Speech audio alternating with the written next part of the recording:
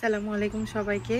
খুব ছোট্ট করে একটা ভিডিও নিয়ে এসেছি। আমার আচোচার চারাগুলো আমি হুট করে আসলে এত দ্রুত বাড়ে মাশাআল্লাহ। আমি ঘরের ভেতরে যেয়ে দেখি যে খুব দ্রুত মানে অনেক লম্বা হয়ে গেছে এবং যেটা হয়েছে নিচের অনেকগুলো পাতা এরকম হলদে হয়ে গেছে। আমার এই পটটা আলহামদুলিল্লাহ রেডি করা ছিল, তো আমি কুইক ডিসিশন নিয়ে চারাগুলোকে আর সেপারেট করে নিয়ে এখানে 4টা চারা আছে একই জায়গায়। চারাগুলোকে আমি সেপারেট করিনি, এখানে 4টা চারা আছে, আমি একটা জায়গায় এগুলোকে পুঁতে দিয়েছি। আর সাইড দিয়ে ইনশাল্লাহ আমি পরে ভালো করে স্টিক দিয়ে দিব। এরকম 4টা এরকম দিয়ে দিয়েছি জাস্ট একটা হালকা সাপোর্টের জন্য। পরবর্তীতে আমি আরও ভালো সাপোর্ট করে দেব। 3টা স্টিক আমি সাইডে দিয়ে আমি একটা মাচার মতো করে দেব, লম্বা লম্বা 3টা স্টিক দিয়ে। কিন্তু জানি না, এখন বাহিরে ভীষণ গরম পড়েছে, আজকে অনেক রোদ।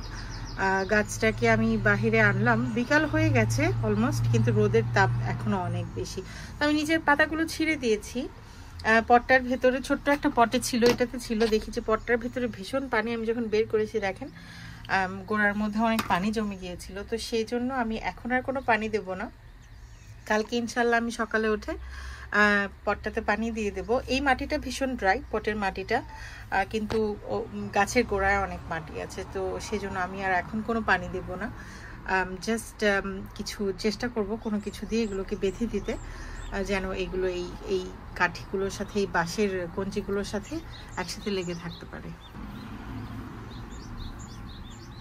খুবই খুবই কুইক একটা ডিসিশন নিয়েছি, তো দোয়া করবেন আমার চারাটার জন্য, চারাগুলোর জন্য যেন ভালো থাকে। এই আমার লাস্ট ছিল, আমি আর বাদ বাকি আমার যে কয়টা চারা ছিল আমি সবাইকে দিয়ে দিয়েছি। আমার বাগানে কিছু লাগিয়েছি আর আমার একজন পরিচিত আপাকে দিয়েছি। এই কয়টাই ছিল, দোয়া করবেন যেন এই চারাটা ভালো থাকে। না ভালো থাকলে এই বছর আর চাইনিজ পটল বা আচোচা খাওয়া হবে না। আর যদি এবছর হয় ইনশাল্লাহ আমি আবার বীজ রাখবো, কারণ এটার বীজ আসলে সব জায়গায় পাওয়া যায় না। দেখেন, গতকাল আমি চারাটাকে কুইক ডিসিশন নিয়ে বিকেলবেলা রিপোর্ট করে দিয়েছিলাম। এটা হচ্ছে আচোচা চাইনিজ পটল, যেটাকে আমরা অনেকেই চিনি চাইনিজ পটল নামে।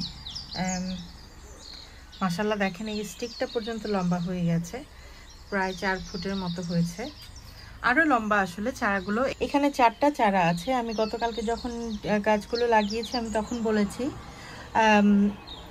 কিন্তু 2-1টার মাথায় উপরে এসছে। আমি আর এগুলোকে সেপারেট করে বের করার চেষ্টা করিনি, যে যদি আবার কোনো ক্ষয়ক্ষতি হয় সেটা আমি চাইছিলাম না। কিন্তু আমি যেটা করেছি, নিচের বেশ কয়েকটা পাতা আমি ছিঁড়ে দিয়েছি, যেন গাছটার এনার্জি গাছটা উপরের দিকে দিতে পারে। আর নিচের পাতাগুলো বেশ হলদে হয়ে গেছে, আপনারা যদি দেখতে পারেন। আসলে ছোট্ট একটা পটের মধ্যে 4টা চারা ছিল, খানিকটা দোষ আসলে আমারই। ছোট্ট একটা পটে 4টা চারা ছিল, ওইরকম অবহেলিত অবস্থায় বাহিরে দেব বলে দিতে পারছিলাম না।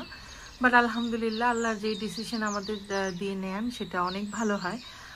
দেখেন মাশাআল্লাহ, কোথায় যেন দেখছিলাম, এই যে দেখেন ছোট্ট একটা চাইনিজ পটল, এরকম অনেকগুলো আমি দেখতে পেরেছি, অনেকগুলো ফুল চলে আসছে, যেমন এখানে আসছে, তারপর ভেতরের দিকে ওই দিকটাতে অনেকগুলো ফুল, মানে বেশ কয়েকটা ফুল চলে আসছে আলহামদুলিল্লাহ। একটা ডাল হয়তো আমি কালকে ভুল করে ভেঙে ফেলেছি, আসলে আমার ভুলের কারণে এই ডালটা ভেঙে গিয়েছিল। এটা আসলে দেখা যাক কি করব, হয়তোবা এটাকে ছাড়িয়ে নিতে হবে। আর তাছাড়া মাশাআল্লাহ গাছগুলো বেশ ভালো আছে আলহামদুলিল্লাহ। আসলে আমি মানে কোনো কিছু যে করব সেটার কোনো উপায় করে পারছি না, যে আবার না কোনো কিছু ভেঙে যায়। এটাকে কি করা যায় দেখা যাক, ইনশাল্লাহ আপনাদের সাথে আপডেট শেয়ার করব। 1-2টা যদি মরেও যায়, এখানে 4টা আছে, ইনশাল্লাহ ভালো ফলন পাবো। এরকম মাটির পটে আমি লাগিয়ে দিয়েছি।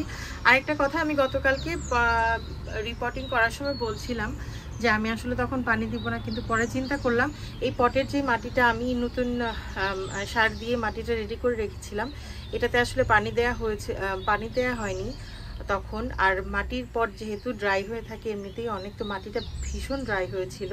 তো আমি পরে আসলে চিন্তা করে ওই সিউইড লিকুইডের পানি দিয়ে গাছটাকে পানি দিয়ে দিয়েছিলাম। তো আলহামদুলিল্লাহ আল্লাহ যাই করেন ভালোর জন্যই করেন। মাশাআল্লাহ দেখতে গাছগুলো ভীষণ ভালো মনে হচ্ছে। তো আজকে আমার ভিডিওটা এই পর্যন্তই। আমার চারাগুলোর জন্য দোয়া করবেন। আপনাদেরও আল্লাহ অনেক ভালো রাখুক এই দোয়ায় শেষ করছি। আসসালামু আলাইকুম।